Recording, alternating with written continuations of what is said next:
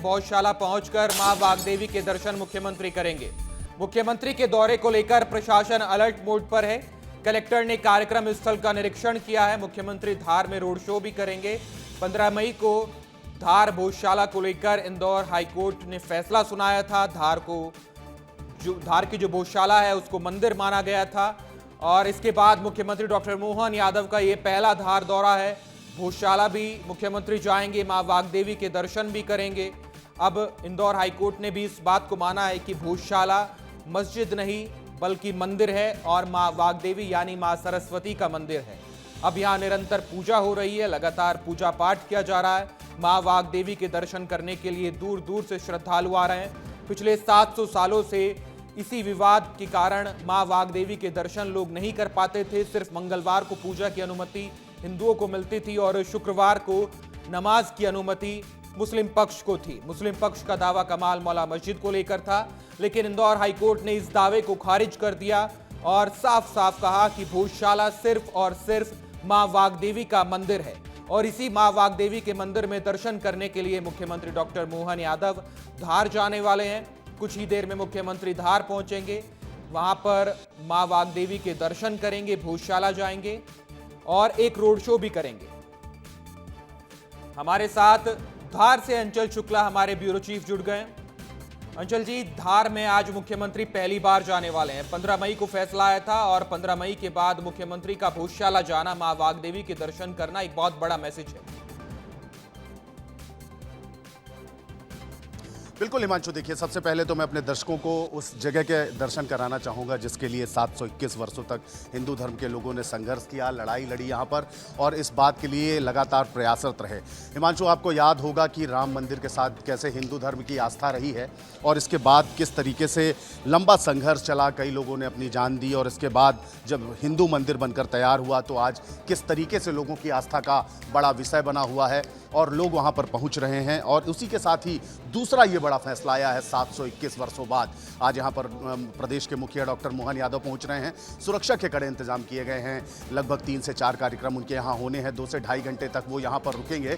2 से ढाई घंटे तक वो यहाँ पर रुकेंगे और इसके अलावा आप देखिए तमाम लोगों में कितना उत्साह है। लोग इसको धार्मिक स्थल के रूप में चाहते हैं कि ये डेवलप हो। मुख्यमंत्री से मांग भी की है, सरकार से भी मांग की है कि इसे पर्यटन और धर्म के क्षेत्र में इस जगह को बड़ा किया जाए, क्योंकि लंबा एक संघर्ष रहा है। लंबे संघर्ष के बाद उन्हें ये मुकाम हासिल हुआ है। और आप देखिए सुरक्षा के कैसे कड़े इंतजाम किए गए हैं। हिमांशु, मैं आपको दिखाता हूं, अपने दर्शकों को दिखाता हूं कि कैसे सुरक्षा के कड़े इंतजाम किए गए हैं।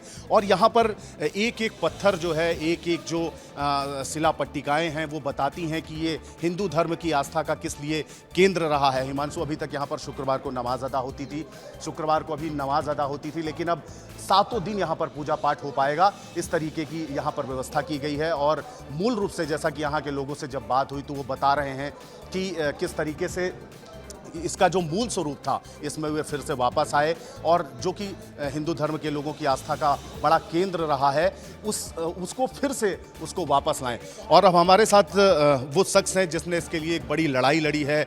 बड़े खुश होंगे आप, क्योंकि 721 वर्षों का बड़ा संघर्ष और आप लोगों ने काफ़ी कुछ इसमें खोया है, काफ़ी संघर्ष किया है। आज कैसा महसूस कर रहे हैं? 720 वर्षों में हमने कई लोग अपने साथियों को खोया है। लगभग लाखों लोगों ने इसमें अपनी शहादत दी है और 3 कार्यकर्ता तो मेरे साथ के थे जो पुलिस गोली में शहीद हुए हैं।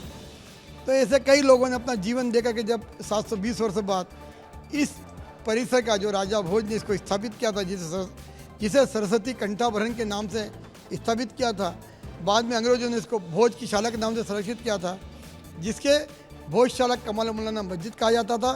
संविधान के दायरे में अगर न्यायपालिका से जो लड़ाई हुई तो आज न्यायपालिका ने जो निर्णय दिया है, अभी हम स्थान भोजशाला माँ सरस्वती मंदिर के रूप में स्थापित हुआ है।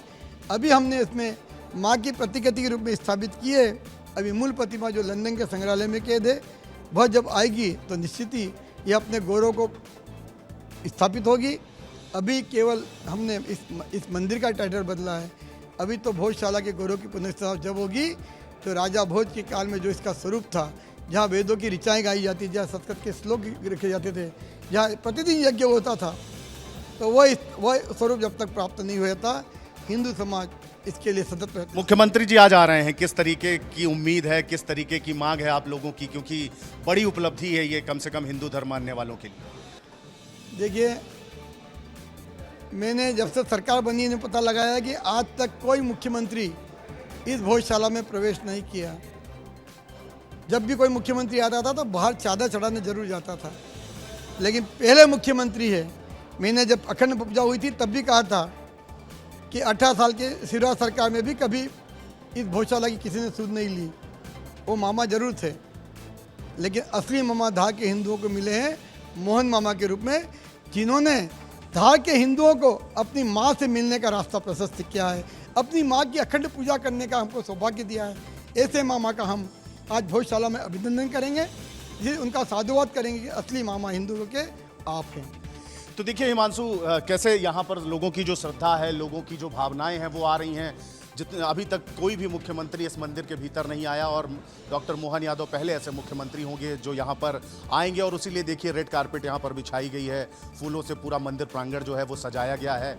बहुत चिलचिलाती धूप है, अथाह गर्मी है, इसके बावजूद भी लोगों की आस्था का ये केंद्र जो जैसा आपने भोजशाला कहा, है। मध्य प्रदेश के इतिहास में पहले मुख्यमंत्री हैं डॉक्टर मोहन यादव जो इस भोजशाला का दौरा करने वाले हैं, मां वाग्देवी के दर्शन करने वाले हैं। हर एक तस्वीर दिखाने के लिए, बातचीत करने के लिए बहुत शुक्रिया अंचल, आपका तमाम जानकारी के लिए।